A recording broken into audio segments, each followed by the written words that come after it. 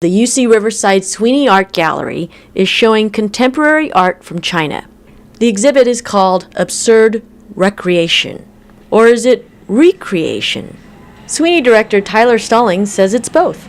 Yeah, I wanted to have a double meaning to the word because I felt that it reflected what was going on in China now. Because of the rapid change, so much of the history is being erased. Essentially, half of the world's building cranes are in Shanghai and Beijing, and the artists are responding to that. This is photographed in a city called Wenzhou. They make all the cheap junk. I mean, just 10 years ago, most of this was just farmland, empty, whatever. Eliot, Karon, and the director of the Morono Kiang gallery, Sonia are standing around the artist Chen Wei's countless, unpredictable stand number 1. It's also a lot about the waste, just throwing a duck, which is food, off a building. I like the way that the horizon line almost obscured the mountain so that the new urban environment becomes a mountainous landscape.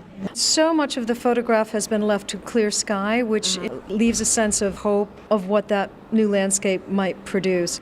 Is there a difference between what's happening in the Chinese art scene and what's happening here in the United States? The influences that artists in China tend to have are more external because what's going around them is unlike anything any place in the world has seen.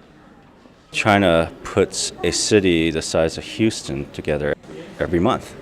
So there's incredible pressures on the Chinese, and the Chinese artists are gathering from that. It's interesting that you said that. It's sort of refreshing to come into a gallery where people are actually engaging with the world. It doesn't have to do so much with the interiority of somebody's space. Western artists tend to have a more internal influence, something within their own psyche or from their childhoods or whatever, and Chinese artists just tend to be more external. Many of the people that worked in factories such as the one in this video are now unemployed. This is in Taiwan because all the jobs have been going to China. And the artist actually got buses to pick up a lot of these unemployed folks to take them back to those places of business where they once used to work. They are faceless, they're nameless. These are the people that powered these sewing machines that put together sweater vests or t-shirts or uniforms or whatever that were then shipped to who knows where.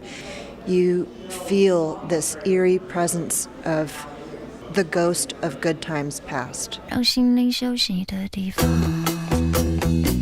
塑胶的键盘滴答发响，机器的声音温柔呼唤，抛弃了不完美。